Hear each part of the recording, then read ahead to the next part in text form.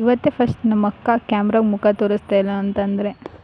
Hello hi guys, good morning. ಬೆಳಗ್ಗೆನೇ ಎದ್ದು coffee ಕುಡ್ದು ನಾನು ಉಪ್ಪಿಟ್ಟು ಮಾಡೋಣ ಅಂತ ಹೋದರೆ ಉಪ್ಪಿಟ್ಟು ಪಾಯಸನೇ ಆಗೋಯಿತು.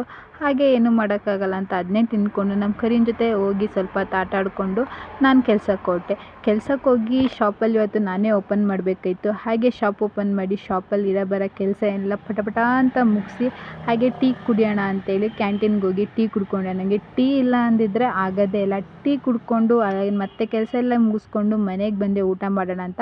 ಹಾಗೆ ಮೊಟ್ಟೆ ಇತ್ತು, ಮೊಟ್ಟೆ ಗ್ರೇವಿ ಥರ ಮಾಡೋಣ ಅಂತ ಸಿಂಪಲ್ಲಾಗಿ ಮೊಟ್ಟೆ ಗ್ರೇವಿ ಮಾಡಿಕೊಂಡು ಊಟ ಮಾಡಿ ಹಾಗೆ ನಮ್ಮ ಕರಿ ಇವಾಗ ಕ್ಯೂಟಾಗಿ ರೆಡಿಯಾಗಿದ್ದ. ಹಾಗೆ ಅವನ ಜೊತೆ ಒಂದೆರಡು ಫೋಟೋಸ್ ಎಲ್ಲ ತೊಗೊಂಡು ನಮ್ಮ ಅಕ್ಕ ನೋಡಿ ಬೆಳಗ್ಗೆನೂ ಮುಖ ತೋರಿಸಿಲ್ಲ, ಯಾವಾಗಲೂ ಮುಖ ತೋರಿಸ್ತಾ ಇಲ್ಲ, ಫಸ್ಟ್ ಟೈಮ್ ನಮ್ಮ ಅಕ್ಕ ಮುಖ ತೋರಿಸ್ತಾರೆ ಇರೋದು ಅಂತಂದರೆ.